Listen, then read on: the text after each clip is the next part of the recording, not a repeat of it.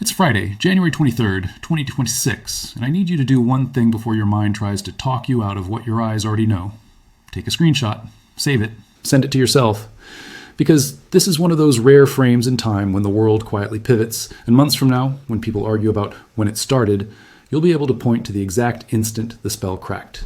Look at the ticker, not the commentary, not the soothing voices, not the recycled explanations, not the healthy consolidation jargon they'll use to make this feel normal. Look at the raw number, the electronic pulse of Western price discovery, and feel the weight of it. The line that has been treated like a concrete ceiling did not merely bend today, it broke. The psychological dam that has held back silver's price for years didn't leak. It ruptured, fast enough to spray disbelief across every screen that mattered. For weeks, the market marched into that zone like a storm front pushing against a seawall. You could see the resistance harden as price climbed. You could see the tactics stack up. A wall at 95, then a fortress at 98, then the sacred line at 99. Paper contracts piled up like sandbags. Margin requirements tightened like a noose. The narrative machine went to work too. Overheated, speculative, crowded trade, bubble. Same old songs, same old timing, same old attempt to make you doubt your own eyes. And then today, the wall didn't crumble politely. It got stepped over. The Globex print hit a high at 99, 16, not $98, 99, not a timid probe, not a quick wick that retreats in shame. A clean punch through, right where the crowd had been trained to expect a trap. In that moment, you could almost hear the silence on the desks that have lived on the short side for a generation. Because the difference between manageable and unmanageable isn't a debate. It's arithmetic. It's the moment the margin math stops being theoretical and starts being fatal. The people who don't understand leverage see $99 and think, cool, a round number. The people who live inside the plumbing see $99 and think collateral. They think calls. They think liquidity evaporating. They think, how many desks are now forced buyers? They think, how many positions were built on the assumption that this line would hold forever? Because when a market crosses a level that has been defended for weeks, it's not just price that moves, it's psychology, it's posture. It's the willingness to keep pretending.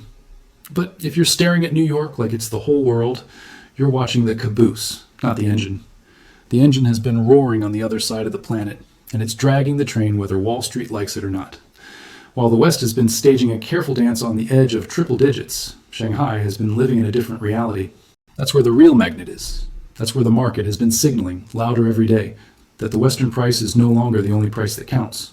We have the closing data from the Shanghai Gold Exchange, and it is not subtle. Silver didn't tiptoe higher. It leapt up roughly 5% in a single session, closing around $111.66. In local terms, about $24.97 yuan per kilogram. Read that slowly. Not because the digits are flashy, but because the implication is radioactive. A premium of nearly $13 over the Western spot price. That is not a rounding error. That is not regional demand. That is a billboard that says the world is outbidding the West for real metal.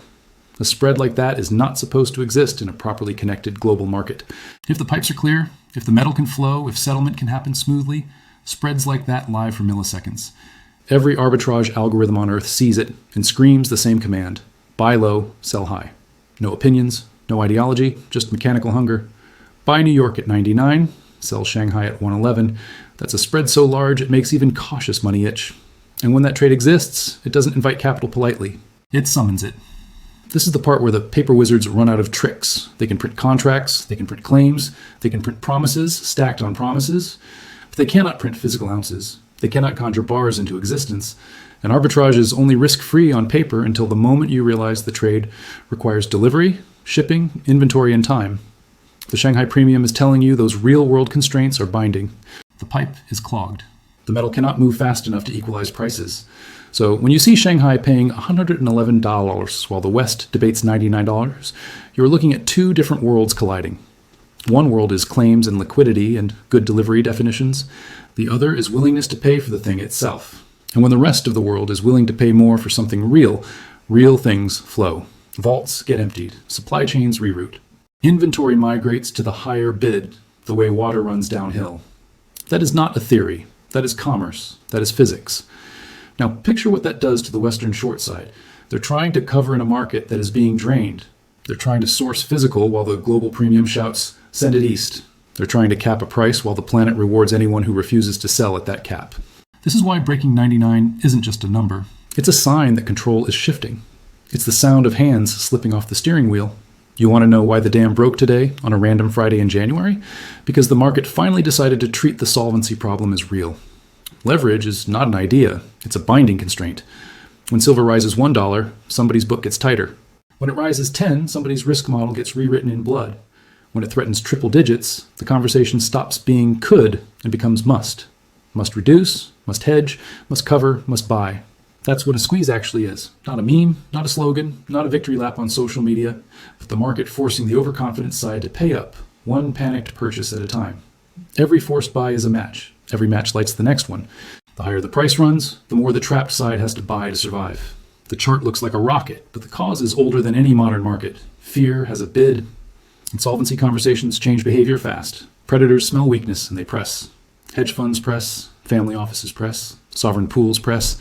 Money that doesn't care about your excuses presses. If there's blood in the water, they don't write essays about it, they bite. They push the level again and again until something breaks, because in a leveraged system, the smallest crack becomes a fracture. Now here's where it gets darker. Historically, when silver goes vertical, when the fear trade explodes, you expect stocks to crack. You expect the classic rotation. Investors sell risk assets to buy safety. The seesaw works. Stocks down, metals up. That's the rule. That's how the machine is built. But today, the machine is doing something it is not supposed to do. Today, while silver is punching through old ceilings and gold is screaming higher, the stock market is not collapsing. The S&P 500 is green. The NASDAQ is green. The Dow is partying. Meanwhile, gold is printing what looks like an all-time high around $435. Risk and safety rising together. That is the impossible signal. And if you feel a chill when you see that, you should. Because in a normal world, those moves don't coexist for long without something underneath snapping. If stocks are rising because the economy is bright, why is gold behaving like the future is on fire? And if gold is rising because the future is on fire, why are stocks behaving like the fire is bullish?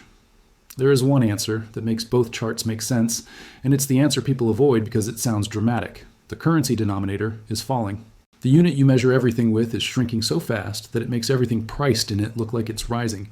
The falling elevator metaphor is brutal because it's accurate. You're inside an elevator that is dropping, and the floor numbers are changing, and it looks like you're going up. Floor 10, floor 20, floor 50, but you're not going up. The building is collapsing around you.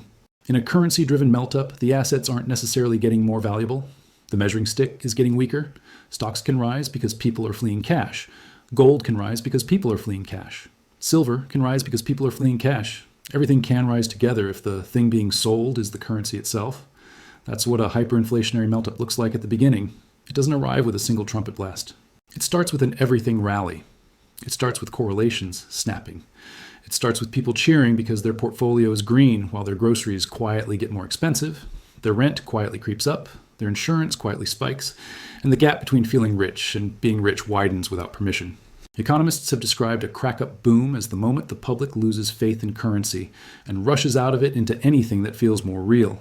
That can be gold, that can be silver, that can be equities, that can be property, that can be commodities, that can be collectibles. It can even be art or farmland or tools. The point isn't the asset. The point is the rejection of cash. It's not a vote of confidence in the economy. It's a vote of no confidence in the measuring stick. And it's seductive. It feels like prosperity because nominal prices climb. It feels like you're winning because your numbers get bigger. But if purchasing power erodes faster than your assets rise, you're not winning. You're treading water in a pool that's getting deeper. You're running on a treadmill that keeps speeding up. You have to sprint just to stay in place, and the moment you slow down, you fall behind. That's why green candles can be a trap. In a crack-up boom, the market isn't celebrating productivity, it's fleeing decay. It's dumping cash for anything with a pulse. The bank account feels like melting ice, so money runs into stocks, into metals, into anything that looks like it can hold value better than paper. This is how you can have record-high indices, while the economic patient underneath is weak, exhausted, and dependent on emergency measures. And those emergency measures have names: liquidity, deficits, support, facilities.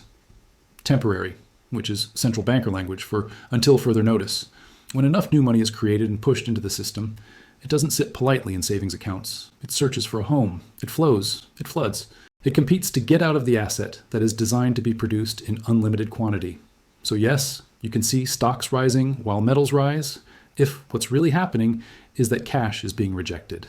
That is not a sign of health. It is a sign of desperation. It is the system's immune response to its own sickness. pumping adrenaline into a body that can't tolerate it forever. Zoom out. This isn't a single country story, it's global. Central banks everywhere have been running variations of the same program for years. When growth slows, print. When debt piles up, print. When markets panic, print. The printing press stopped being a meme and became the operating system. And when the operating system is create currency to patch every hole, the currency becomes the whole. New currency injected into a stressed system doesn't create real wealth by magic. It changes incentives. It pushes money into things that feel safer than cash. Commodities become magnets because they are physical, useful, and not merely promises. Meanwhile, governments face a brutal feedback loop. As rates rise, debt service rises. As debt service rises, deficits widen. As deficits widen, the urge to monetize grows. At that point, the solution often becomes more of the problem. This is why the everything is up phenomenon is dangerous. It confuses people into thinking the system is fine because the numbers are green, but green in nominal terms can be red in real life. You can have an account balance rising while your standard of living falls. That is the quiet robbery. And it's why silver matters. Metals are blunt thermometers. They don't care about your speeches, they measure heat. Silver is especially unforgiving because it straddles two worlds. It's a monetary metal with history, and an industrial metal with modern necessity. It's not just jewelry, it's circuitry, solar, electronics, the invisible infrastructure of a high-tech economy. You don't substitute it easily. When money flees to safety and industry still needs supply, you get a squeeze that doesn't care about anyone's comfort. Now add one more strange detail that's been making people squint at their screens. Crypto is not leading this parade the way the narrative predicted. For years, the script has been, Bitcoin is digital gold, so if fiat cracks, Bitcoin moons. Yet, in this exact moment, gold screaming, silver exploding, crypto looks comparatively subdued. Not dead, not irrelevant, just not the loudest escape hatch on the board. That mismatch tells you something about the psychology of this move. This doesn't feel like a purely speculative mania. It feels like a physical panic. When people sense foundations wobble, they reach for what they believe will function even when the lights flicker. In that psychology, atoms carry a different weight than bits. If you can hold it, test it, vault it, insure it without relying on networks, it feels like a more primal kind of safety. Whether that instinct is perfect doesn't matter. What matters is that it is showing up in the tape. But regardless of what you think about digital assets, the Shanghai Premium is the hard anchor. A $12 to $13 gap is not sustainable in any system that still has functional arbitrage. If the spread persists, it means the arbitrage is being blocked by something real. Inventory, logistics, settlement friction, trust, or outright scarcity. Whatever the exact mix, the meaning is the same. The physical market is dictating terms. And that's how you get the nightmare scenario for anyone trapped on the short side. The gap move that doesn't politely trade every number on the way up. A morning where the price doesn't walk from 100 to 101 to 102. A morning where it simply opens far higher because sellers vanish at the old price and buyers are forced to meet reality. That is what a seller's strike looks like. Not protest signs, not speeches, just an empty order book. Ask yourself the most basic question in the world. If you believe the metal is worth $111 in one major market, why would you sell it for $99 in another? Why accept the cheaper bid if you believe the higher one will pull the lower up? Rational behavior becomes waiting. Waiting becomes contagious. As waiting spreads, supply tightens. As supply tightens, price has to rise to shake loose sellers. That is how accelerations happen. It isn't magic, it's incentives. And now zoom back to the market structure that has made silver so emotionally charged for so long. Paper markets exist to provide liquidity, but they also allow leverage. Leverage allows a small amount of capital to control a large amount of exposure. That can be useful in calm times, but it creates fragility and stress. It creates the illusion that supply is endless because claims are endless. The illusion works until someone demands the underlying. Today's Shanghai Premium is a spotlight on that difference. It says, here's the gap between a promise and a product. It says, here's what happens when the world starts pricing physical reality instead of financial convenience. It says, here's what the metal is worth when the buyer is willing to pay for delivery. That's why this moment feels bigger than silver. Because what's cracking isn't only a chart level, it's confidence in a mechanism. When people lose faith in price discovery, they stop treating markets like games and start treating them like battlegrounds. They start prioritizing possession over paper. They start caring about delivery, availability, and jurisdiction. They start asking the question nobody cares about when everything is calm. Do I own it, or do I merely have a claim? And in that shift, language changes. Liquidity becomes counterparty risk. Efficient markets becomes settlement friction. Diversification becomes what actually survives. The instruments that looked clever in calm times start looking dangerous in stress times. The difference between tradable and available becomes painfully clear. So what does this mean for the person watching from a laptop, a phone, a charting platform, a bar stool, a kitchen table? First, it means you have to stop thinking in neat categories like stocks are risk and gold is safety. In a currency crisis, everything becomes a relative trade against cash. The question becomes, what can be diluted and what cannot? What depends on confidence and what depends on physics? What is a promise and what is a thing? Second, it means you have to respect that nominal gains can lie to your face. A portfolio can rise while your life gets harder. A chart can look bullish while the underlying reality deteriorates. If the currency loses value faster than your assets gain, you have not increased wealth. You have merely changed numbers on a screen. Third, it means pace matters. In normal times, you can deliberate. You can wait for transfers. You can think about it next week. In a market where spreads widen and prices gap, waiting has a cost. Settlement times have a cost. Hesitation has a cost. That doesn't mean panic. It means awareness. It means understanding that speed is part of the story now, not a footnote. And no, this isn't a call to abandon your brain for adrenaline. The point is to keep your brain online while the crowd gets hypnotized by green candles. To see the difference between a real rally powered by productivity and a nominal melt-up powered by currency debasement. To recognize that an everything rally can be a symptom of sickness, not a celebration of strength. Today's tape is shouting that message. It's shouting in silver's vertical move. It's shouting in gold's relentless climb. It's shouting in a stock market that refuses to behave normally because the currency denominator is the variable moving fastest. The impossible signal isn't impossible if you accept the true trade, the selling of cash. And the Shanghai Premium is the loudest whisper of all. It says the world is bidding for reality. It says the physical market is setting a floor that paper cannot permanently ignore. It says the East is willing to pay more and the West will either follow or be drained. So yes, $90 being breached matters. But don't anchor your mind to round numbers. Round numbers are psychological furniture, and in a regime change, they get thrown out the window. 100 is not a finish line, it's a doorway. The dangerous mistake is to treat it like a ceiling when the market is treating it like a threshold. The more important insight is this. When you exchange a scarce asset for cash in the middle of a currency-driven melt-up, you're swapping something that cannot be printed for something that can. You're trading a lifeboat for a ticket back onto a ship that is taking on water. Cash can still buy things. The world doesn't end overnight. But in a currency crisis, cash becomes a hot potato. Everyone wants to hold it for as little time as possible because holding it is accepting decay. That's why the market's behavior feels frantic. That's why money rushes into everything. It's not confidence, it's flight. It's the collective refusal to be the last person holding depreciating paper, and that is the verdict. What you're watching is not a normal bull market. It's not just inflation. It's not simply a commodity cycle. It's a shift in the public's relationship with currency itself. It's the moment the currency stops being taken for granted and starts being questioned. Once that question spreads, it changes everything. When the measuring stick melts, every price tag becomes a moving target. When trust leaks out of currency, it pours into anything that feels more durable. Charts look insane, correlations break, commentators scramble to explain the unexplainable with old language. They tell you it's temporary. They tell you it's irrational. They tell you it's a bubble. They try to put a lid back on a pot that has already boiled over, so take your screenshot, mark the moment. Because if the dam has truly broken, you will remember this day not as a curiosity, but as a hinge. The day the paper ceiling failed. The day the Shanghai Premium exposed the pipe. The day the impossible signal told you cash was the real trade. The day the world began to price reality louder than narratives. And if you want one sentence to carry forward as the noise rises, make it this. In a crack-up boom, the most dangerous asset is the one that feels safest because it's familiar. Familiarity is not security. Printability is not stability. A rising number on a screen is not the same as rising purchasing power. Do not let the mirage make you complacent. This is John G.G. And if you can hear me through the roar, understand the core message. The barrier is gone, the printer is on, and the world is repricing everything. Move like someone who knows the difference between a promise and a thing, because the market is starting to care again.